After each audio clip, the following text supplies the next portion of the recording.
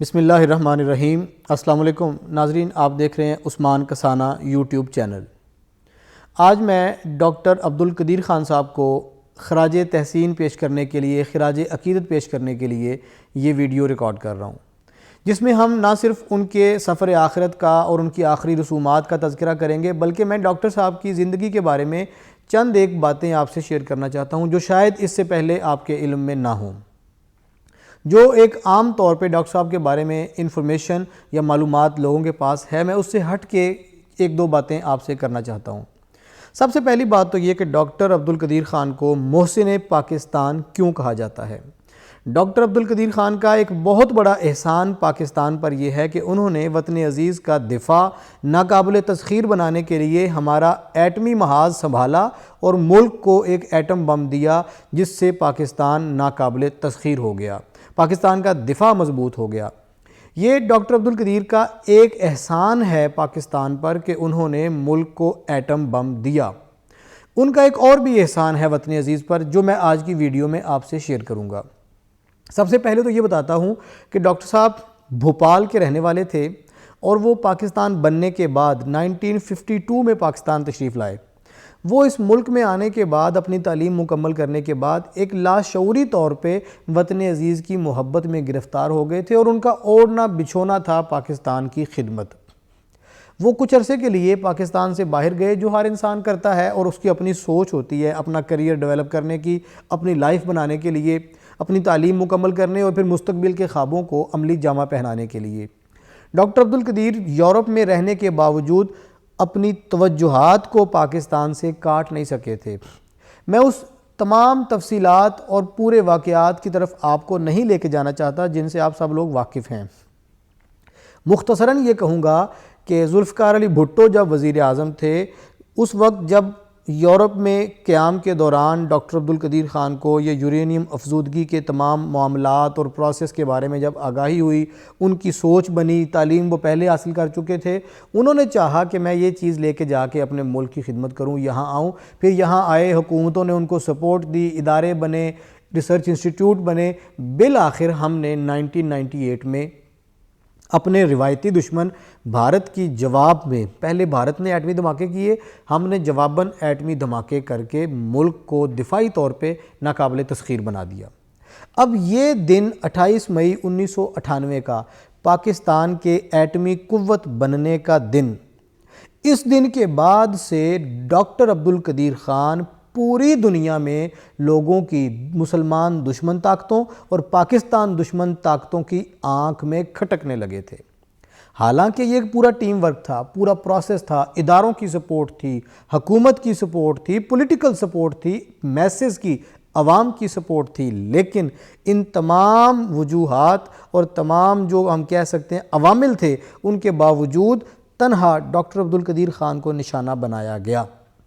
اور پھر اس کا اظہار اس وقت ہوا چند سال کے بعد، جب جنرل پرویز مشرف کے دور حکومت میں بیرونی طاقتوں کا بطور خاص امریکہ کا دباؤ اس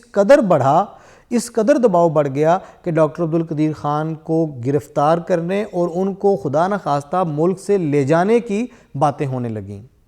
یہ بڑا سینسٹیو ایشو تھا اور بڑا کروشل ٹائم تھا۔ اگر آپ آج سے 20-25 سال قبل جا کے اس دور کو دیکھیں تو آپ اندازہ کر سکیں گے کہ یہ کتنے کٹھن حالات تھے۔ ہماری حکومت جو ہمارے ہمسائے میں پاکستان کے ساتھ، ہمارا اسلامی ملک جو ہمارا ہمسایہ بھی ہے، برادر اسلامی ملک بھی ہے، افغانستان، وہاں حالات اس قدر خراب تھے کہ پاکستان بہت زیادہ دباؤ کا شکار ہوا تھا، ہم بہت زیادہ پریشر میں تھے۔ ان حالات کی خرابی کا براہ راست اثر پاکستان کے اندرونی حالات پہ ہو رہا تھا۔ ہم پر یلغار تھی یورپ اور امریکہ کے طاقتور ممالک کی، لیکن اس برے وقت میں بھی جب ہم نشانہ بنے ہوئے تھے اور معاملہ یہ تھا کہ بیرونی طاقتوں کی، پاکستان دشمن طاقتوں اور قوتوں کی، سب کی ایک خواہش تھی کہ ڈاکٹر عبدالقدیر کو یہاں سے لے جایا جائے، اور بنیاد یہ بنائی جا رہی تھی کہ جو نئے ممالک اس ٹیکنالوجی کی طرف آ رہے ہیں، جن میں شمالی کوریا، لیبیا اور ایران قابل ذکر تھے، کہ ان ممالک کو یہ ایٹمی معلومات اور ایٹمی مہارت پہنچانے میں ڈاکٹر عبدالقدیر خان شامل ہیں۔ ان کے اس الزام پر، بیرونی طاقتوں کے اور امریکہ کے اس الزام پر ہماری حکومت اس قدر دباؤ کا شکار تھی کہ حکومت نے چاروں ناچار ڈاکٹر عبدالقدیر سے رابطہ کیا اور ان کو ریکویسٹ کی کہ آپ ان تمام الزامات کو قبول کرتے ہوئے اپنے آپ کو ہمارے حصار میں دے دیں، ہمارے کنٹرول میں دے دیں، ہمیں خدشہ ہے کہ بیرونی قوتیں آپ کو لے جائیں گی۔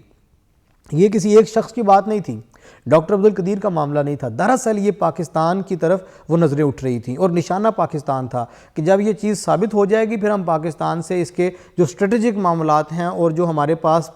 نیوکلیئر جو ہمارا ویپن ہے اس کو چھیننے اور اس کو کمزور کرنے کی باتیں کی جائیں گی۔ میں آپ کو زیادہ تفصیل نہیں بتا رہا، دبے لفظوں میں یہ بتانا چاہتا ہوں کہ یہ ڈاکٹر عبدالقدیر خان پر اٹیمپٹ اور اٹیک نہیں تھا، نشانہ پاکستان اور پاکستان کا ایٹمی مواد اور ہمارا ایٹمی نظام تھا۔ اس ساری صورتحال کے بعد خاص طور پہ یہ چیز ذہن میں رکھیے گا کہ پاکستان نے جب کبھی بیرونی دباؤ آیا ہے ہمیشہ بڑی مہارت سے اور بڑی جرت اور بہادری سے اس دباؤ سے نکلنے کی اور اسے رد کرنے کی کوشش کی ہے، لیکن یہاں اس معاملے میں شخصیت نشانہ تھی، ڈاکٹر عبدالقدیر خان نام آ رہا تھا۔ اس موقع پہ ڈاکٹر عبدالقدیر خان جنہوں نے پہلا احسان یہ کیا پاکستان اور پاکستانی قوم پر کہ انہیں ایٹم بم دیا، ملک کو ایٹمی طاقت بنایا، یہ ڈاکٹر عبدالقدیر خان کا دوسرا احسان تھا کہ انہوں نے تمام الزامات کو اور بیرونی دباؤ کو اپنی ذات پر لیا، تنہا خود پر لے کے برداشت کیا اور ٹیلی ویژن پہ آ کے ان سب چیزوں کو قبول کیا جو ایک الزام تھا۔ اپنے آپ پر اس الزام کو لے کر دراصل انہوں نے ریاست پاکستان کا دوبارہ سے دفاع کیا۔ یہ دوسرا احسان تھا ڈاکٹر عبدالقدیر کا، گو کہ وہ ذاتی طور پہ، اندرونی طور پہ، دلی طور پہ بہت زیادہ شکستہ ہو گئے اور اپنی محافل میں اور بعض دوستوں سے اس کا تذکرہ بھی کرتے تھے، لیکن انہوں نے پہلا احسان ملک کو ایٹم بم دیا اور دوسرا احسان جب یہ کڑا وقت آیا، بیرونی طاقتوں کا دباؤ آیا، اپنی ذات کو آگے کر کے ملک کا دوبارہ سے دفاع کر لیا اور ملک کے دفاع کو دوبارہ سے محفوظ کر دیا، مستقبل کو محفوظ کر دیا۔ یہ تھے ڈاکٹر عبدالقدیر خان، جسے ہم جس قدر خراج عقیدت پیش کریں، جتنا ان کی جو خوبیاں تھیں، جو ان کے اوصاف تھے یا جو ان کی مہربانیاں اور احسانات ہیں اس قوم پر، جتنا ان کا تذکرہ کریں کم ہے کہ ڈاکٹر عبدالقدیر خان اس دنیا سے جانے تک حکومتی حصار میں رہے، حکومتی اداروں کے حصار میں رہے، جسے لوگ نظر بندی بھی کہتے ہیں، جسے لوگ قید و بند بھی کہتے ہیں، لیکن میں یہ سمجھتا ہوں کہ ڈاکٹر عبدالقدیر خان دراصل پاکستان کے دفاع کی سزا بھگت رہے تھے۔ وہ پاکستان کے دفاع کو مضبوط کرنے کا جرم بھگتا رہے تھے جو انہوں نے مرتے دم تک بھگتایا ہے۔ باقی رہی حکومتوں کی بے حسی اور سیاسی لوگوں کے آنے جانے کے بعد جو فرق پڑا، کسی حکومت، کسی جماعت نے اس طرح سے ڈاکٹر عبدالقدیر کے ساتھ کھڑے ہو کر انہیں سپورٹ نہیں کیا، بلکہ میں یہاں پر ہر قسم کے سیاسی اختلاف کو بالائے طاق رکھتے ہوئے یہ ضرور کہوں گا کہ اپنی حیات کے، اپنی زندگی کے آخری خط جو انہوں نے تحریر کیا اس میں وہ وزیر اعلیٰ سندھ جو پیپلز پارٹی کے رہنما ہیں ان کی تعریف کر گئے کہ آپ نے، میں کراچی کا رہنے والا ہوں تو میری حکومت نے، حکومت سندھ نے میرا خیال کیا ہے، آپ نے مجھ سے رابطہ کیا ہے، میری تیمارداری، میری خبرگیری کی ہے، ادروائز کسی حکومت، کسی جماعت نے مجھے نہیں پوچھا۔ اور پھر جب اس دنیا سے جانے کے بعد ہم نے ان کے جنازے کے مناظر دیکھے، لوگوں کی جذباتی کیفیات دیکھیں، تو ناظرین یہ چیز ایک فطری چیز ہے۔ میں یہ بھی آپ کو بتاؤں کہ یہ فطری عمل تھا، اللہ تعالیٰ نے لوگوں کے دلوں میں ڈال دیا تھا کہ آپ اندازہ نہیں کر سکتے کہ اگر ڈاکٹر عبدالقدیر خان یہ کام نہ کرتے یا وہ نہ ہوتے تو آج پاکستان کہاں کھڑا ہوتا۔ پاکستان پوری دنیا کے جو اسلام دشمن طاقتیں ہیں ان کے سامنے ایک خاموش اور ایک گمنام سیسا پلائی ہوئی دیوار کی طرح ہے۔ چاہے جائے کہ ہم بڑے بڑے اسلامی ممالک کا تذکرہ کریں، پاکستان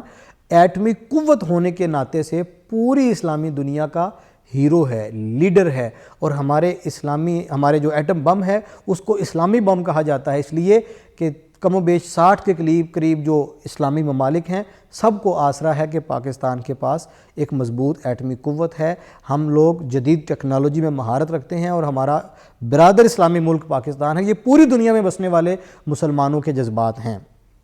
تو ہمیں اس بات کا ادراک ہونا چاہیے کہ ہماری اس قوت اور اس طاقت کے پیچھے ڈاکٹر عبدالقدیر کی ذات ہے۔ وہ ایک تنہا شخص جس نے پہلے محنت کی، اپنا کریئر بنایا، ملک کو ایٹم بم بنا کر دیا، اس کے بعد پوری زندگی پھر اس کار خیر کی، نیک کام کی سزا بھگتی، سزا ان معنوں میں کہ اپنی آزادی کھو بیٹھے۔ ہم آج ان کے جانے کے بعد جہاں ان کی بلندی درجات کے لیے دعا گو ہیں، وہاں میں آپ سے یہ بھی شیئر کر دوں کہ آپ کی فیملی جن میں 2 بیٹیاں ہیں، صرف آپ کی نرینہ اولاد نہیں تھی، ہم ان کے لیے بھی دعا گو ہیں کہ اللہ تعالیٰ ان کے لیے آسانیوں والا معاملہ کرے اور ہمیں پوری قوم کو اس خاندان کا احسان مند اور شکر گزار رہنے کی توفیق عطا فرمائے۔